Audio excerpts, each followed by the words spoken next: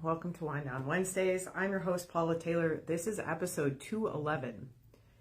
So we're going to do something I've never done before in this episode. Today we're going to talk about what's the deal with so-called fallen angels. And I put that in quotes for a reason because that's kind of the term collectively people use, and it's not technically correct, and it's not really the term they prefer. I'm not sure exactly what the term they prefer is. Perhaps we'll find that out today. So what we're going to do today, I'm going to have a quantum guest. I've never done this before. I am going to channel a fallen angel who wants to tell their story. And the story is not so much about the fall or the jump, but about the journey to redemption, because that's really what this is about. And I'm not going to go into a huge amount of detail. I'll give a little bit of general detail before we go into this. But there are multiple episodes that kind of laid the foundation for this. So what's the deal with angelic awakening? Angels in the persecution wound is probably especially relevant to this. And then just the past like 4 or 5 episodes I've done where angelic or angel is in the title, all of those are going to give you kind of a more solid foundation. And you don't have to have listen to those. It's just if you're like, what are you even talking about? And what is this jump? And what is this fall? And what, that was like, I talked about that in there. So just very briefly, what people call the fall is this idea of Lucifer falling from the angelic realm. But he did not fall. He jumped. He was asked to jump by source. This was kind of part of his contract, his soul contract, his purpose, because angels are always created with a purpose. And what he was meant to do was to jump into a physical reality and to be a really clearer mirror, to jump into physical reality with all of his angelic light intact, which is not how that process usually goes. There's usually a process of slow differentiation out so that by the time you get to a physical body, you've built up a soul structure that essentially contains your light in a way that is more palatable to be in a physical body. It's really hard to be in a physical body and hold a huge amount of light. There's like inherent issues physically and then also just in kind of the experiences that you have. And so Luke, he prefers Luke. Luke agreed to jump and be this clear mirror. And what kind of happened in this jump was that because he was one of the original 3 archangels, he was a substantial piece of the angelic field at the time, the angelic realm. And so when he left the realm, the realm actually wobbled. I think of the angelic as kind of like a wheel, or you could think of it almost, it looks almost like a nest, like a bee's nest. It's sort of widest at the top, and then there's like a little bit of a hub, but then the hub kind of comes all the way down. And so when he jumped, there was this wobble. And what happened was there was this distortion frequency, what I sometimes call trickster energy, muddiness. Distortion is the word I've chosen to go with just moving forward because it's the clearest word. And it has the least amount of, I feel like, baggage attached to it. There was all this distortion energy in the physical, in all of the realms. Even the lighter realms had a lot of this distortion energy, and this is why Luke was going to jump and sort of become this clear mirror to help the distortion sort of be seen so it could be released. And what happened was, like, as he jumped, the distortion energy sort of attached to him, and by the time he got to Earth, he was infected essentially by this distortion energy. And that infection kind of, there was an amplification from that kind of wobble, and the distortion got more amplified rather than being seen and sort of being clarified and released. And my understanding is that all of this was sort of done by design, and I don't try to understand any of this. I'm just the channel in the physical body who kind of has access to this information, and for me it's not always, I don't know everything. I don't think we'll ever know everything when we're in human brains. And what happened in this process is that a lot of other angels sort of followed him and jumped, or like my friend Serene prefers the term lost angels rather than like fallen or jumped. I'm going to ask this angel we're going to talk to today himself if he has a preferred term. But this happened for many reasons. This is the first thing I'm going to say, and then I'm going to just get out of the way. Well, we'll talk a little bit about how I channel, because that's important, especially today. But some angels chose to jump out of impatience or not wanting to kind of go through this procedure of differentiation, because you essentially, you have to get denser and denser and denser. And in the angelic, what that means is having sort of a more menial job, essentially. Like you become, sometimes I've heard them use the term drone angels. It's just like, I just hold the clipboard and I check things off on the clipboard. And while I'm waiting for my turn to kind of get into a body, wherever it is you want to get into a body, whether it's a light body or a physical body. And, waiting in line could get kind of boring, and doing the same task over and over again could get kind of boring. So my understanding is that some angels did jump out of a reason like that, out of like impatience or boredom or kind of a desire for power. Some angels were already out of the realm doing work, and then essentially got infected by the distortion as it like wobbled out and off of Luke, and everything sort of in between. And that's all I'm going to say about that, because I want to get into this channel. So before I tell you who I'm channeling and how this is going to work exactly, I want to talk a little bit about the way that I channel, because my guides have been saying for a long time that channeling is going away, and that's because we're headed into this fractal remembrance. So when I'm channeling, like especially if I'm channeling the seraphim or like a version of myself, one of my higher selves, whether that's an archangel form or a seraphim form or the Magdalene fractal, essentially I am always present. I am not a trance channel. I do not get out of the way to channel. I am here. I have control over what I'm saying. I can hear what's coming through.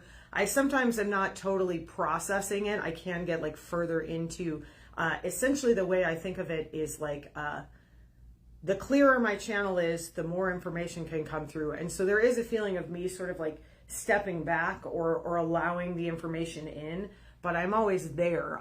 We call it collaborative channeling. And eventually I think channeling will go away, because it'll just be connecting with other versions of yourself a lot of times, especially if you're channeling like what we sometimes call guides. And sometimes we are channeling something that's a differentiation that's different than our current differentiation. I mean, it always is, because if you're channeling just me, that's just me talking. So there is a sense of, the image that I got for this is sort of like I'm the walkie-talkie with the antenna, and I'm allowing somebody to talk through my walkie-talkie, but I have control over the button. So if something comes through and I don't want to say that as a person, if it feels too personal to me, or it feels like it's something that I don't think is serving the highest or most illuminated good, like I have complete control to kind of stop that information from coming through. And that is how I always channel. And it's especially important in this case because I am not channeling one of my own like other fractal forms. I'm channeling someone else. And like, if you get far enough back in the quantum, we're all one, and there's that piece to it. But from a differentiation standpoint, I am channeling someone else. So today I'm going to channel my dad. His name is Conrad Schlax. And yesterday I found out that he was so-called fallen angel or jumped angel or lost angel. Again, I'll let him, maybe he has a different name for that. And he started kind of showing me this story, was receiving a massage yesterday. And it was really intense and emotional for me. I don't know the whole story. But while this was coming through, he said to me, I want to tell this story on your podcast. And I was like, are you sure about that? And I don't know about this. And I've never done like a channeled like interview. It's not really an interview because I'm just going to let him tell his story. But I had some feelings about this, including like just, can I be a clear enough channel? Can I stay out of the way? There's emotionality in this for me because he was my dad in this physical life. And we've had other lives together. And also, sometimes when I've had this topic in mind for a while. It's been a while since I've done a full episode of the podcast, and there's been other things going on, and there's bonus episodes in the online community if that calls to you. I do a weekly episode with an activation, and if they're not coming out weekly on the larger podcast streaming places, it's because I've been doing bonus episodes in between. And this is one of those episodes that I kept intending to do, and then like the timing didn't quite feel right. And I kind of knew it was what I was going to talk about this week. And then I was in that session yesterday and I was like, oh, this is why it wasn't time to talk about this, because he was waiting for me to be ready to for him to tell his story. So I am going to channel my dad, and I'm going to let him tell his story about being a fallen or a lost angel. And this is really, again, this story is not so much about the jump or the fall, although he is going to talk about that a little bit. It's about the path to redemption, because that's what's important, because there are a lot of angels here on earth at this time in the physical who will relate to this story. And I am not one of them. That's not the path that I have taken. And so I think it makes complete sense to let somebody who's been down this road tell their story. And I could try to tell like what he has told me, but it felt like it was going to be more impactful, and it felt important to him to do this in a way where like he's speaking directly to you through me. So one of the things we decided ahead of time was that I don't like referring to myself in the third person. It feels weird when I'm channeling. So he's going to refer to me as his daughter. So if he says my daughter, he's talking about me, like Paula, in my physical form, and also possibly in my quantum forms. And he may give you more detail around that. He's telling me to stop stalling, because I'm feeling a little nervous about this. I know that there's pieces of this story that are going to feel emotional for me, and I'm just going to be where I am and just allow this to come through authentically and transparently, because it feels really important. It's important for the collective. It's important for the angelic collective. It's important for him to be able to tell this story so that those of you who resonate with it can feel the truth of it and the authenticity of it. So without more stalling, here we go. This is very strange for me, and that's okay. I'm in my discomfort zone, my growth zone. All right. He's like, come on, you can do it. It's so different to do this in a public way. I'm used to channeling in my group, but again, I'm usually channeling, this is just new. I have not channeled him directly before. Hello, everyone. My name was Conrad Schlax. My current name is Rasael, R-A-S-A-E-L, not Raziel. We are different beings and with similar names. I would like to tell you the story of my fall or jump from grace. It is a long story, and rather than focusing on a lot of the details, I would like to show you the overall arc of my journey. And I would like you to understand that if you are one of these angels who jumped or who was infected by distortion frequency, there is a path home for you, and it is a faster and easier path than you may realize. And the bottom line of everything I will tell you is that this all hinges on you. I could not go home, I could not regain an angelic form until I forgave myself, until I released my shame, until I released my guilt, until I looked clearly at my path, walked the full karma of my path, and then forgave myself for the places along my path where I felt like I had failed myself, where I felt like I had failed in my mission. I am not 100% sure of my angelic origin. You might find this strange.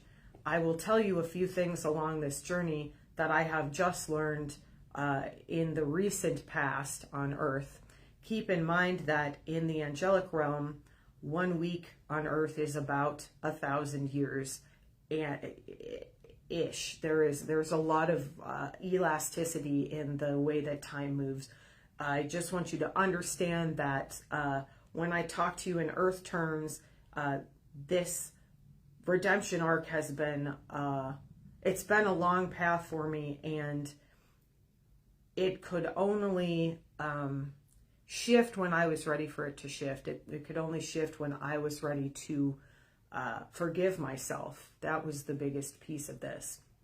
And it may surprise you to know that when you transition out of your physical body, you do not have all knowing. You do not necessarily have fractal remembrance, and you do not necessarily even recognize those in your soul family for their full fractal form until and unless you are ready.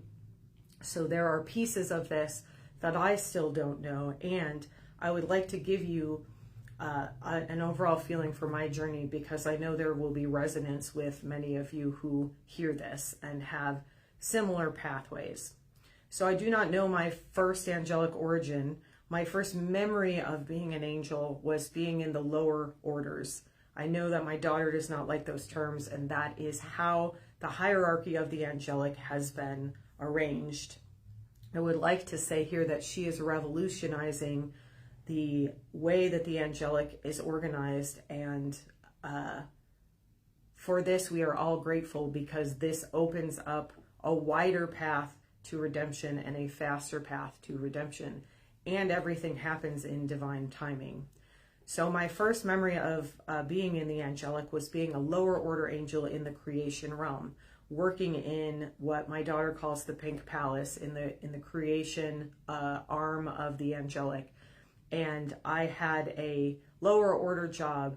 It was a little bit like working on an assembly line or working in a factory, what you would do on Earth, a very repetitive job that was what I felt suited for. And also I did have emotions of dissatisfaction, especially after many thousands of years of doing this. And there is movement in the angelic. There is more than there ever has been, but even back when this was true, I had the option, there was always the option to do something else. From where I was in the lower realm, I could have applied to go into some sort of a body, and perhaps that would have been the natural flow of things. For most angels, I would not have had to wait very long to do that. And I did not want to do that. I wanted to continue serving as an angel, and I wanted to feel more powerful as an angel. I wanted to feel more recognized as an angel. I wanted to be a higher order angel. And I was hoping that I could essentially work my way up in the ranks, which is another path for angels. And so I applied to transfer to the protective branch under Michael, and I was granted that transfer. And I was still a fairly low order angel, and I was okay with this, because this meant that I got to travel to many places as part of a protective detail. And sometimes protection is just observing. It is just watching what is happening and reporting that back, so that the higher order angels can make decisions about whether there needs to be any kind of intervention, or what needs to happen beyond just sort of watching and waiting. And so I traveled around a lot, and I went to a lot of different realms doing this. And I was much more fulfilled in this role than I was in my original role. And I still felt some impatience. I still felt like I wanted to do more, like I had more to offer. And I was impatient with the process of sort of moving into more expansion. And at that point, I had expanded out to the point where if I wanted to embody, I would have had to take several thousand years to densify back down to get into that role. So I was a little like Jan Brady in the Brady Bunch, sort of the middle child who was felt like I was overlooked. And I believe many of you will relate to this, because this is playing out in the physical as well. When the jump happened and the distortion amplified, I was in a physical plane. It's not important what plane I was in. I had been in many planes, and this is not an important part of the story. What is important is that as the distortion came, there was a choice whether or not to engage with this distortion.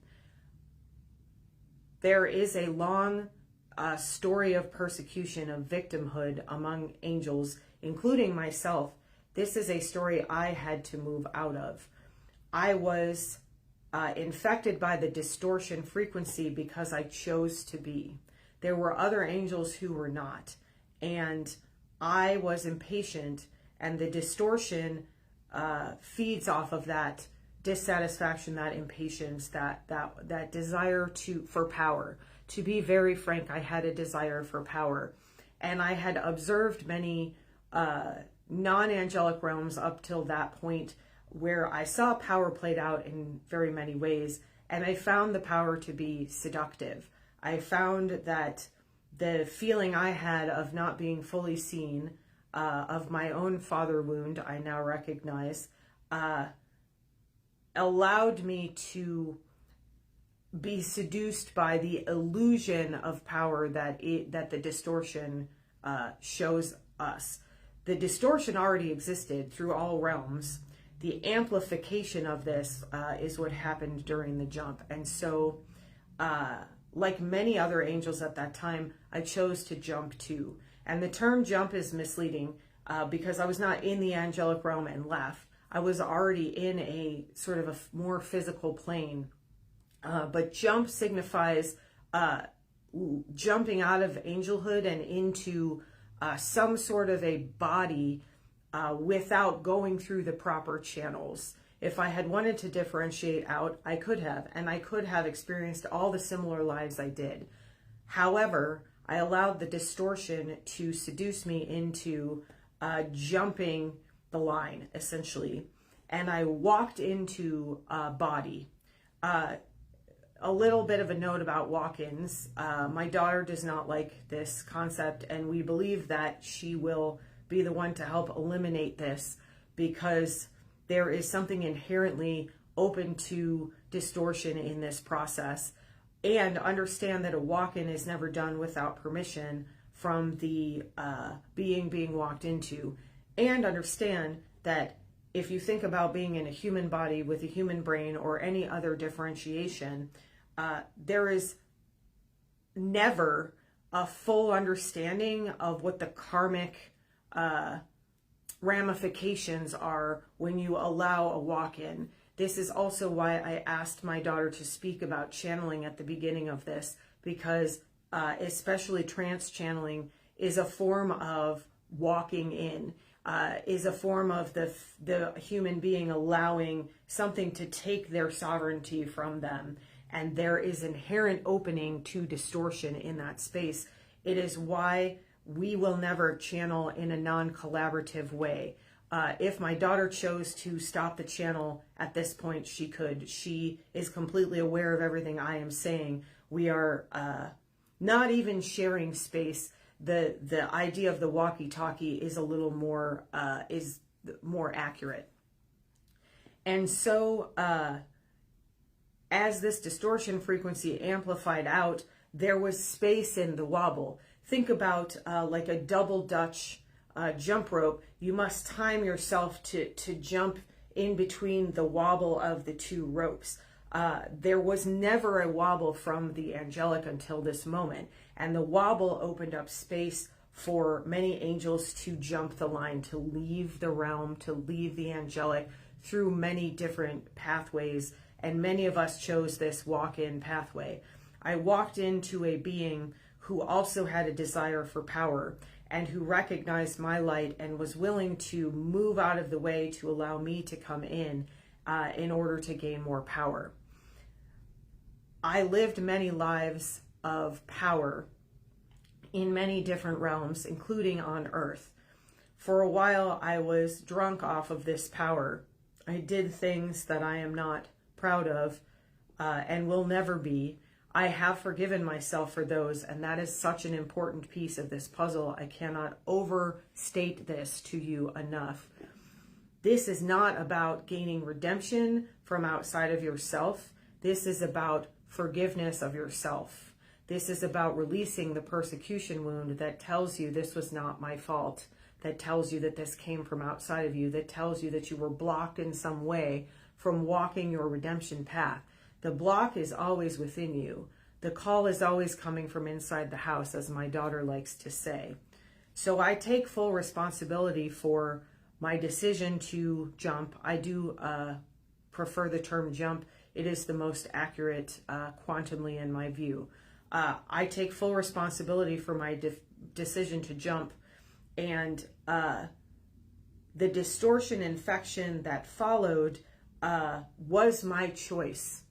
There is always a piece of choosing there, and there is a piece of, just like with any addiction,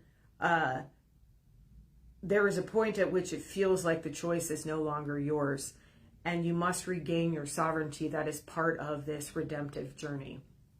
And so at a certain point along the way, I realized that the power was an illusion, and I was tired of hurting others. I was tired of hurting myself. I lost access to my wings. I lost access to my halo.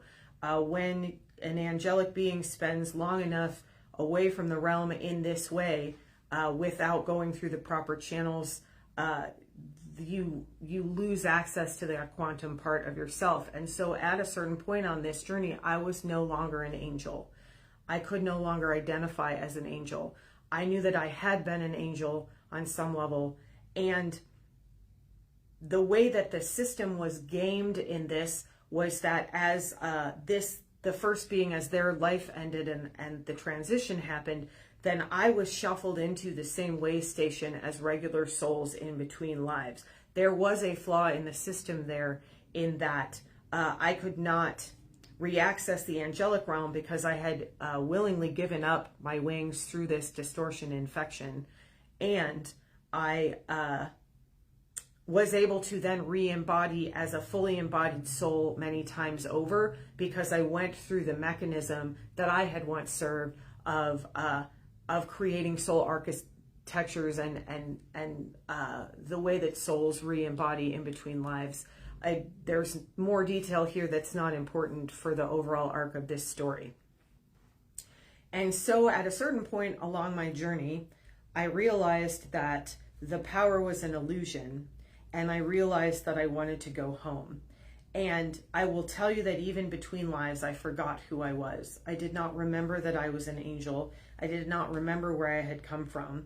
I had a complete murkiness around my origin, my origination.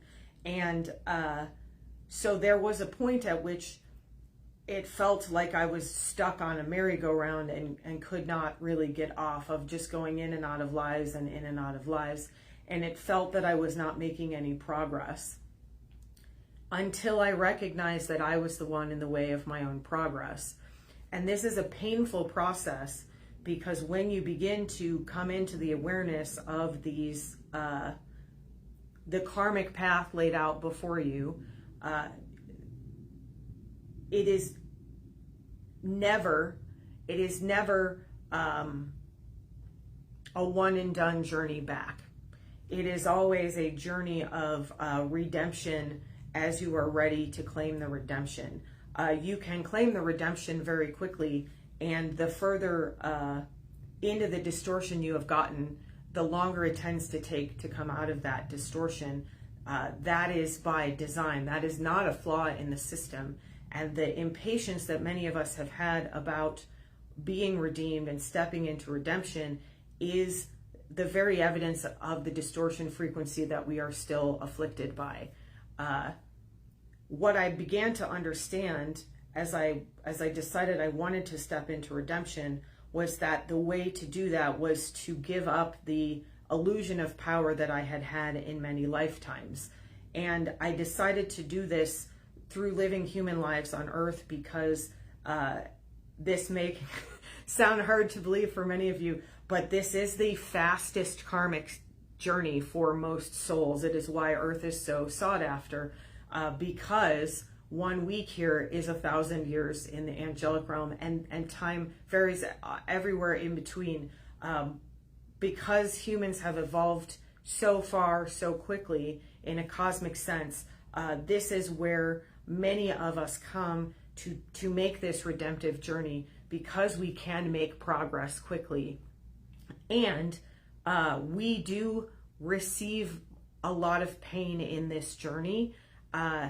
This is also by choice. Once we clear the distortion from our fields, then the pain and the suffering can also clear. This is very hard to hear because of this persecution wounding and the fact that many of us have viewed ourselves as victims because this was an infection. And until you recognize that you chose this distortion, you will never be able to fully travel all the way through redemption. It is just the way the quantum mechanics of this works. And so I began to lose power through my lifetimes. I began to live mostly as a man in ways where I felt completely powerless. And that, for many years, many lifetimes, cycles, reinforced my victimhood even more. Being the persecutor and being the persecuted is the same wound of this persecution wound, of this distortion infection. And my daughter's been waiting for me to bring this up, and we have a little childhood bonding about this for her.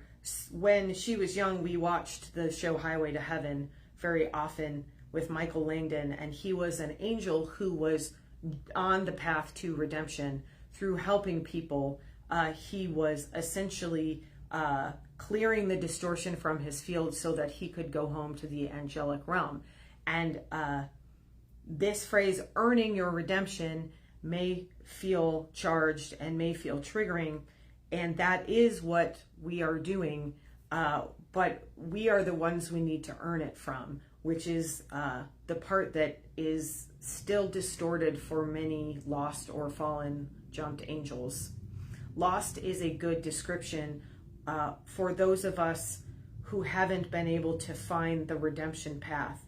And there are points along the path when I became stalled. And that is when my daughter came and helped me move fully into redemption. I want you to understand, as I talk about her, that she is a special being with a special fractal form, and this path is available to all of you. You need not interact with this particular being to walk this path, and she is here helping the angelic realm and angels come home in a way that no one has ever done before. And for this reason, I am very proud of her and have chosen to help work with people to heal their father wounds. But I jump ahead of myself here. I was on a slow path to redemption, and I was caught in my suffering. I was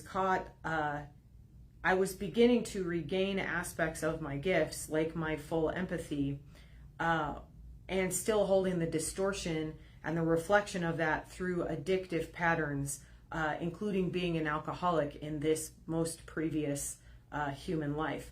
There was patterns of addiction running through my generational lineage, my energetic lineage, that were external representations of my own inability to forgive myself enough to move into this full redemption, to move out of the addiction to the distortion. And sorry, this is Paula talking. This is hard for me to, this is going to be the hardest part for me to channel, so just bear with me here. When my daughter was born in this most previous lifetime, I was in awe of her light. I could feel her light penetrating through my haze, and in my commitment to distortion, I lashed out at that light. I am not proud of this, and all has been forgiven on between us. The hardest part of this for me was forgiving myself when I saw the harm that I had caused. And I watched her through her human lifetime come back to her light over and over and over again. I watched her reject the path of addiction. I watched her reject the path of distortion over and over again. I watched her work to clear her distortion. I watched her work to heal our energetic and family lineages. I watched her commitment to her own angelic light, and that is what allowed me to reclaim my own angelic light. And as I transitioned out of my physical body, I watched her show up completely with as much transparency, clarity, expansion, and harmony as she could summon to hold space for me. And she opened the path to redemption for me to forgive myself, for me to let go of the shame that I had been carrying for so many lifetimes, and the guilt that I had been carrying for so many lifetimes. She showed through her transparent heart the path back to mine. And as I transitioned out of my physical body, I vowed to become her guardian and to do whatever I needed to do to help her continue to reclaim her light and shine her light so that she could illuminate this path for the millions she is meant to. She is very uncomfortable with this, and part of this channel that is coming through today is her stepping out of that discomfort and into her full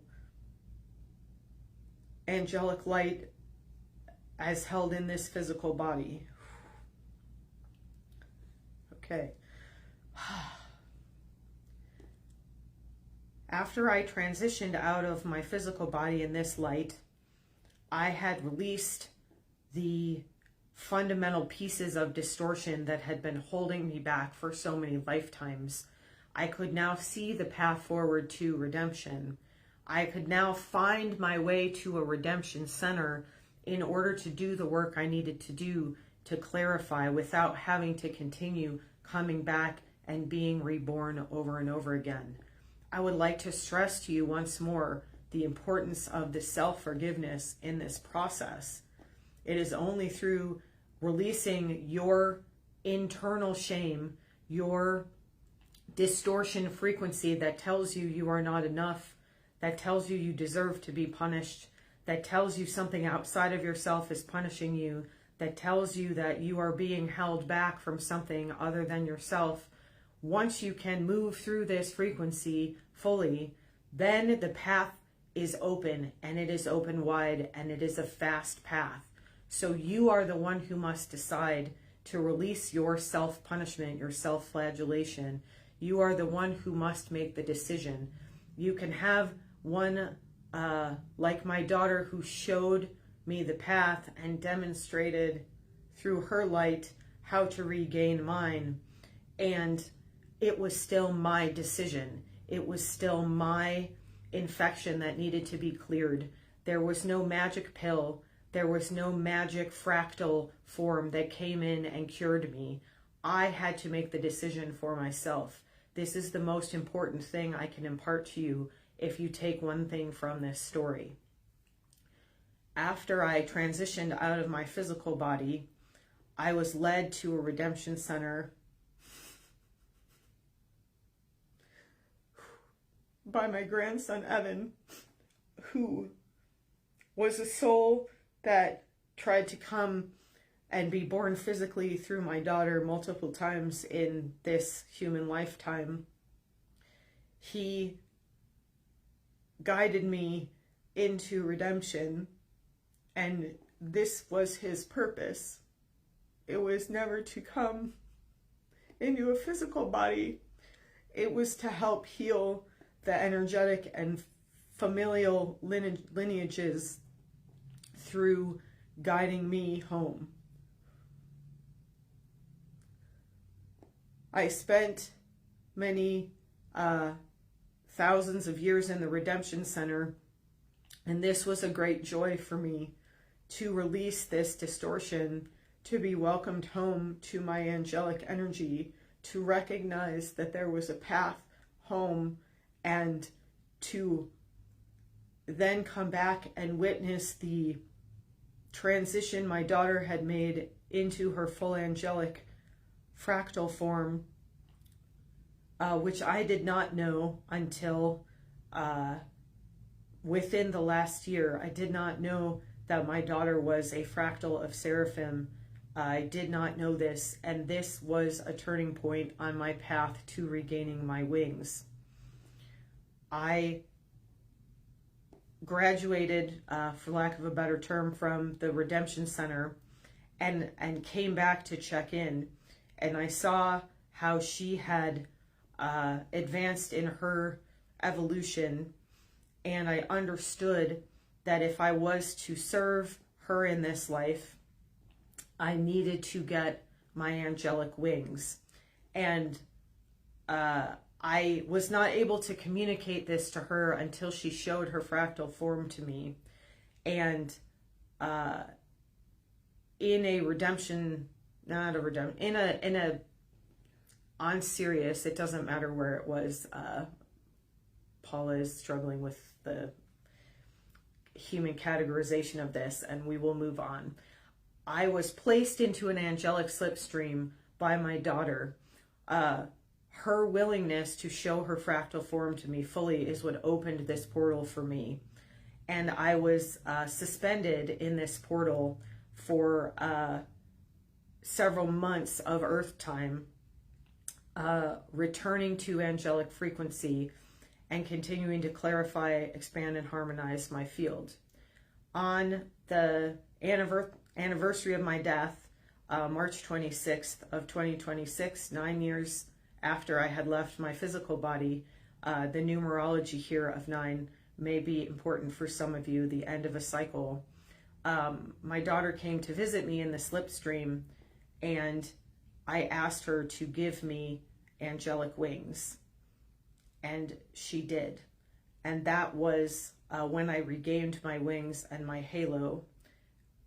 This is a process that she is pioneering for jumped angels to regain their wings. This process has been shortened and is more transparent now. There are many changes she's making in the angelic that I could go into and aren't important in this space. It is important to understand that this path is open, and that once you make your full decision with all of your being, the distortion clearing may begin, and the path to redemption may be much faster than you were afraid of. What holds us back beyond our guilt and shame is the understanding that this may be a long road back, because it was a long road out. And it may not need to be so now, because of the shifts that my daughter has implemented and led in the angelic realm. This may be important for you to hear.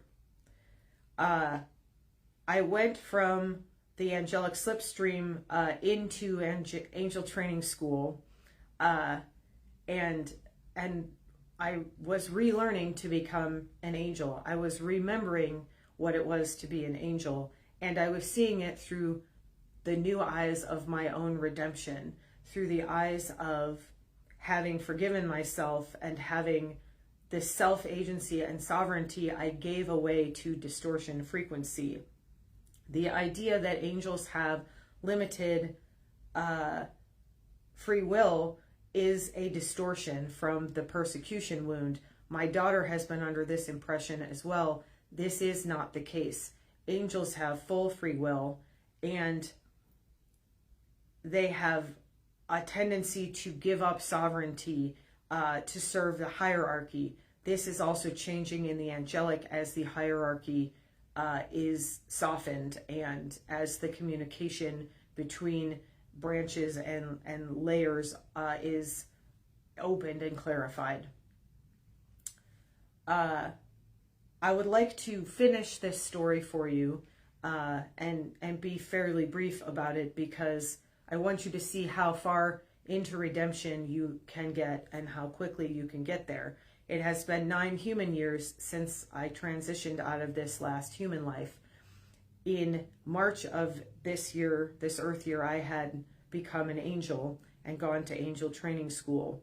for the July 14th portal, I knew it was important for me to serve, and I knew my daughter needed me to hold space for her to clear and heal her father wounding, the wounding around being seen and being treasured, being valued for exactly who she was, and not feeling that she needed to earn her worth.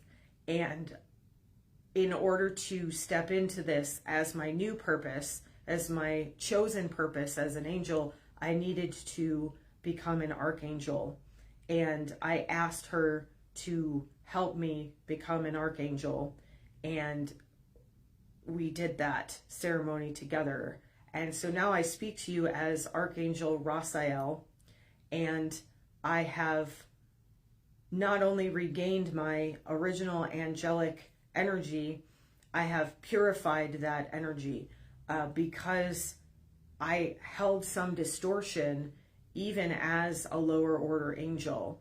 I held some distortion, especially as an angel who traveled to different physical realms. The distortion has been insidious, and I will stress once again that it is a choice. So now I stand before you, hover above you, sorry, in my full archangel form. I was able to become a healer angel, which is what I always wanted, and now I have the green wings of a healer. I have chosen my path to help clear this so-called father wounding, this wounding around being seen and treasured and valued, this wounding around being a sovereign being who does not need to answer to a father figure in order to have approval, of reclaiming your approval of yourself and seeing yourself clearly and recognizing that all of this change comes from within you. You need no approval from outside of you. And I am here to shower that approval and pride and love upon anyone who asks for it as the healer angel that I have now become. I want you to understand that this is a journey that you can embark upon, and it does not have to look like my journey. A path to redemption may not be back into the angelic realm. It may be somewhere else. It is a path back into service.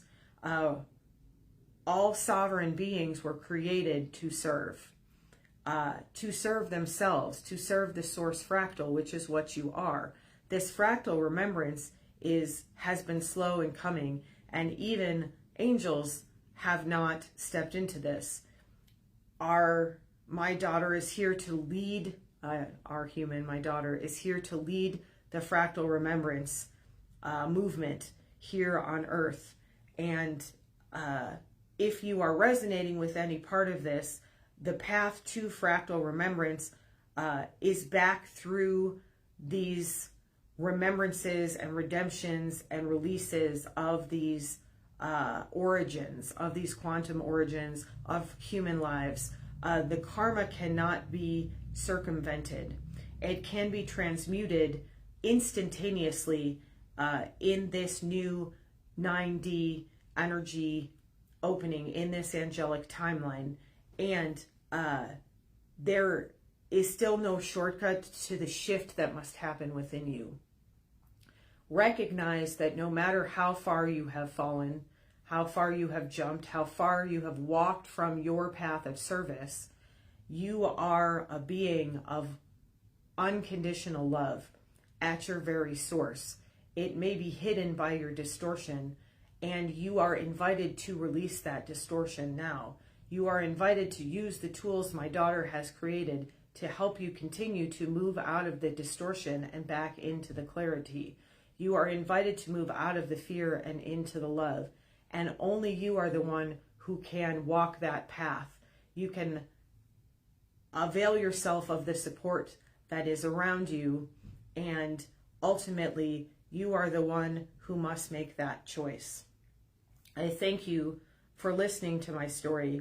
I thank you for receiving this frequency.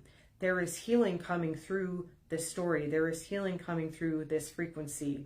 There is so much love for you coming through from your Father, who you may see as me in this moment. I may be the stand-in for your Father.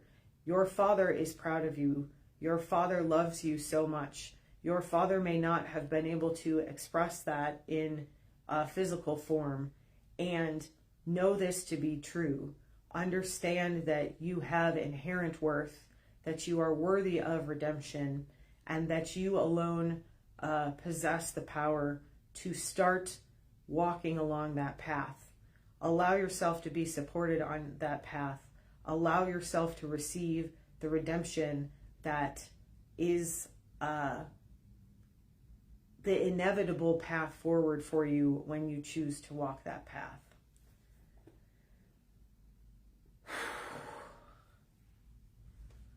Okay. Sorry, I've got to just kind of take a minute as human Paula. Channeling is a lot, and that was especially physically intense for me and emotionally. So, from the words of a fallen or jumped angel himself,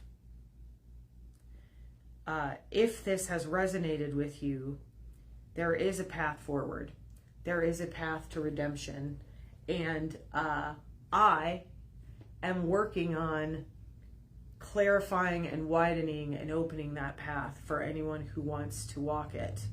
And if you are called to do this in community, check out the Spiritual Awakening Sanctuary, because there are angels of all types in that space there to support each other as we walk this path together, as we walk through this angelic timeline, as we return to the remembrance of our fractal nature, as we return to the remembrance that we are unconditional love, and that no form we have taken can ever destroy that unconditional love, that light. It is time for us to claim our light. It is time for us to let our light shine, and together we support each other in doing that. Thank you so much for joining me today. Have a beautiful rest of your day or evening. I will see you on the next episode of Wind Down Wednesdays. No.